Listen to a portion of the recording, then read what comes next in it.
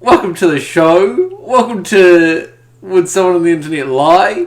It's a bloody great show where we find bullshit stories on the internet and talk about them. That's what we do. We are. It's me, Ben McGugan, the host of the show. The host, the singular host. And we have a researcher too. She's here. Yeah. Hi. Is that how you guys have divided the roles? Yeah. Well, that's how I've divided the roles. Because I'm the host.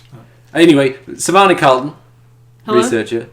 But we have a special guest as well. Bloody hell, what a treat. It's none other than Ray O'Leary. Oh, thank you. It's an honour to be back. Thank you. Don't applaud yourself. That's rude. I was hoping that people would think it was someone else. Yes, that's I ruined the illusion there. They wouldn't know. The audience wasn't clapping for you. You don't have an audience. We've got stories to burn here. Are we ready? Yeah. We all ready? Let's do it. Okay. I enjoy how aggressive that intro was. Like, we doubted what the concept of the podcast was. Yeah, Oh, yeah. Wouldn't be because of any listeners out there confused about the concept of the podcast. It's a simple concept. I don't need to introduce it. If you don't get it, you're a fucking moron. Everyone in the room is 100% on board, and I feel a little hostility coming from me. How dare you? You're pissing me off. Okay, yeah, right. Those hostility accusations. Tell you what. Let's rip into a story, shall we? Okay, so I want to do two that are like supermarket themed. Great. We've got a motif going here. Actually, I don't know if the other one's a supermarket now saying this, because I don't know a lot of the American like shop names. Okay. But anyway. We'll tell you I if you're digress. But at least names are a thing. Yeah. Yeah. Places? People going somewhere, that's a thing. Okay. The theme of a lot of stories. So my dad just went to Kroger. I think it's a supermarket. Never heard of it. It's pretty sure it's a supermarket. It could be Chad Kroger. Yeah. It could be like a nickel Chad Kroger's place. You know what? I think that's it. So my dad just went to Kroger and the thunderstorm happened. The power went out and everyone froze, but not my dad. He's always said you need to be prepared. He pulls out his flashlight and continues shopping. While he is walking down the aisles, the other customers clapped in each aisle as he finished. That's the whole story, but can we just imagine for a second this man shopping with a flashlight and customers just standing still in the aisles applauding this man? That's so proud. They're so proud. How little in your life do you have to go, like, if the lights go off in a supermarket, you just stand there and wait? Yeah. What is this, The Sims? It's so...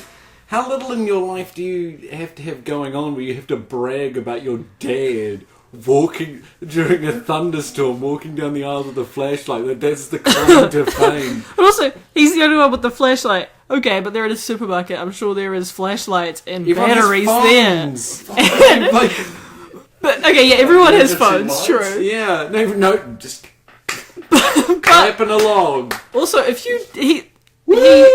you should always be prepared. So that means he takes this flashlight always to the supermarket and everywhere. Yeah. If he's always taking it to the supermarket, he must get hassled a lot about whether or not he's paid for that flashlight. Absolutely.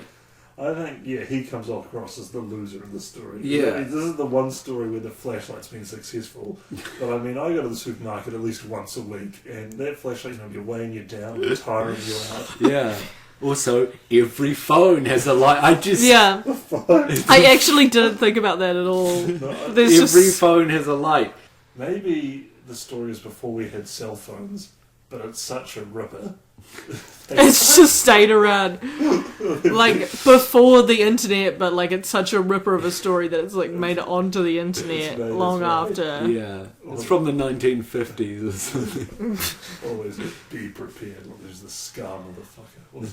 I like that he's still adamant on that he's going to finish shopping. It's like a thunderstorm, a blackout, and he's just like, I gotta get the toilet paper. Blackout.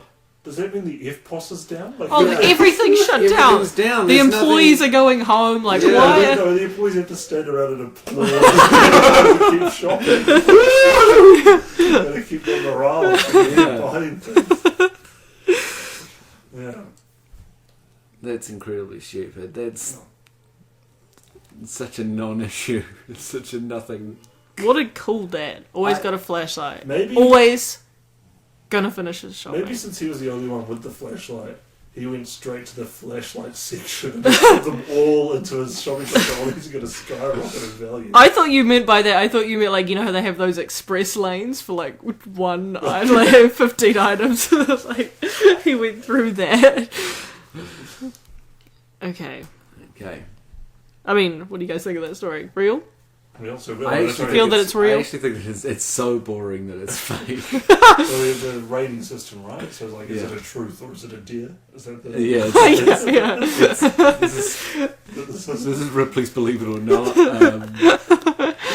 Here's the concept of the show. Now, truth or dare?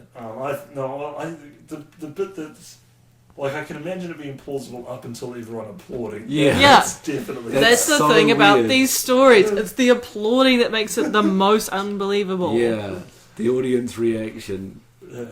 It is like the psychology of putting canned laughter into a sitcom. Like, it's the conditioning of a response of the audience. They hear the joke and then they hear the canned laughter, and then the hope is the audience will laugh. So I think they're writing these posts saying, "Everyone clap. I promise you should at least give this a thumbs up." Like, Should we start applauding any story that ends with "and then everyone clapped"? yeah, that should be we need a Let's start soundboard. doing that. We need a soundboard. Oh, I could download an app and Yeah, fartnoises.com. Hold that up. You guys can finally turn into the morning radio DJs you were born to be. Yeah. Black Stallion Radio. Yes, here we go with someone on the internet lie, everyone's favourite segment. Oh, Miss So Horny! Well, I think it's a deal. I think it's false. It's too much going on. Yeah. Too many moving parts. Yeah. Right. Agreed. Another story? Yeah. Let's do it. Alright, here's the next one. CVS, what's that? Is it a supermarket as well? CVS. Is QVS their online infomercial website? I feel like CVS sounds like it's some sort of, like, wins, like, work and income situation. Let's look it up. Let's look it up. Yes. I recognise the name CVS. I think it might be a hardware store or something. What I enjoy, like, you've read the story, you're the researcher and you've read the story. Yep. And the first word... That's all the that's all the research I need. I know the story. Just find the story. Yeah. The research is ask the other people in the room. Yeah, you're my assistant researcher. Okay. And you really should have gotten this done before now. Thank you. Well, I'm glad This is you're embarrassing for promoted. you, right? Got my first day on the job. Well, so I got the reports you asked for. And CVS is like a pharmacy. It looks like a retail pharmacy. Okay, kind of a supermarket, nearly. Yeah, sort of. Yeah, I mean, the same way, I guess. Could be a CVS in Kroger, I don't know. Yeah, I mean, yeah, I buy bread from Unikin. Yeah. Same thing. Okay. Unbelievable. So I'm at CVS and I notice there's two separate lines. One line is out the door long and the other line is completely empty. I chose the empty line and How asked... is there an empty line?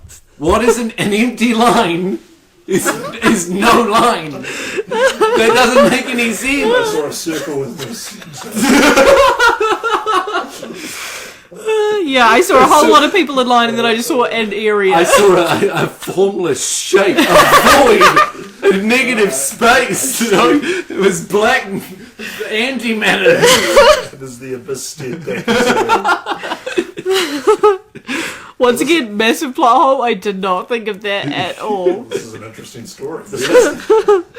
Took a real turn. What an optical illusion. Optical illusion. It's one of those, you know, triangle. Yeah, she had to do that thing where you cross your eyes and look. Who designed this pharmacy? Was it MC Ishmael? Okay. I chose the empty line and Yeah, but asked... you would. No, you started a line. There was no line. No. You didn't start a line. One person is not a line. You just You walked stood in a place. Is what you did. So is there anyone at the counter? Like, There's like a line at the door. There's another. There's this one. Hello. I can see you here as well, waving. Why is this line so big? And there's no one else here. Can you see me?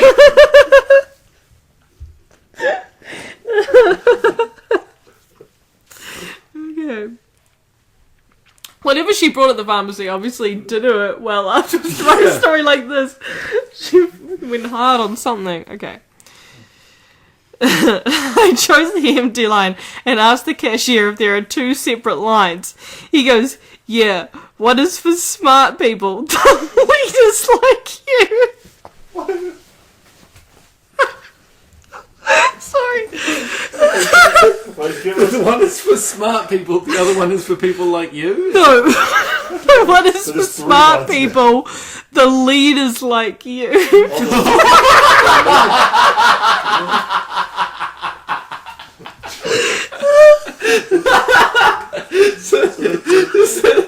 The second line, the line that doesn't exist, is a test. The bold entrepreneurs of the world. the CVS is giving out free entry to Mensa. One line is for the fucking sheep. Yeah, I think it literally says... Most of these people, Was that a sheep? I'm pretty sure it says that right after. most of these people aren't even buying anything. They're just standing there, just queuing. Just, Yeah, that's what it says. Yeah, no one's got anything. They're just like, well, this looks like the thing to do. Maybe it's a water slide. they need the secret password.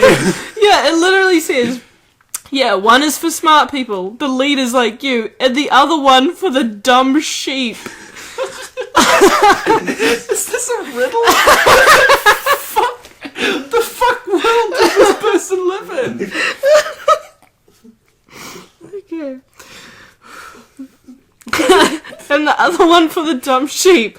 I just sit back and watch the nonsense all the time. And then they say, this is them. I felt like I was a part of some social experiment or something.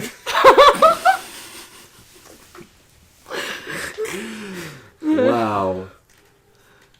It's if you see lots of people in line, and there's another guy, and like that's not stupid to get into that line. Like, there's one cashier. Yeah, well, the line's out the door. Yeah, that guy's messing around with the till. Yeah, sure, whatever. But even still, like, you can see the other cashier. There's no way there's a line out the door. The cashier's there.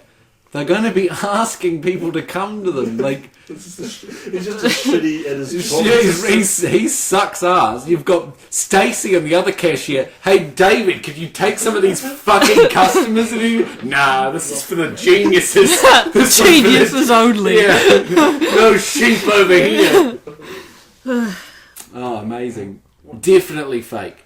Definitely someone, like, there was like a line, there was like one cashier with no line and there was a cashier with 2 people and the imagination blew up and the ego got out of control. They were like, oh my god, these suckers in the other line. Maybe the pharmacy is just really small, and maybe 2 people, then the line is out the door. So the story is completely accurate, and it sounds more impressive. True.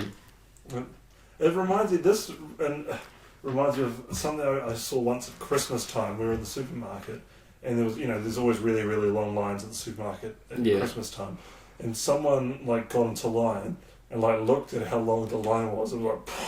I was like, fuck you! You just got into the line and made it one person longer. You're part of the problem. I get angry at how many people are in line at the super. You know how this works. That's a good point, yeah. Yeah. People get so mad at lines. It's just... And what they don't realise is that often there's just a secret cashier. You realise you're going to IQ test. Wait in line for 3 hours at Movie World for the ride. Little did I know.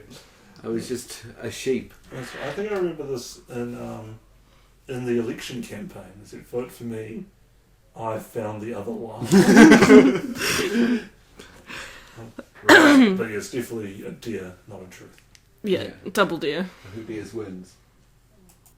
Now, Ray, I understand you've got a little story little story for us that you're going to read. I mean, this is the first time. This is unprecedented. A guest offering a story for us. A deputy researcher. I've done my research. You sure have.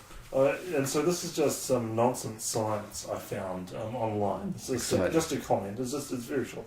But so it's a post. So the original post says, during pregnancy, if mother suffers organ damage, the baby in the womb sends stem cells to repair the damaged organ. And someone commented, very true. I knew a woman who had like 6 kids.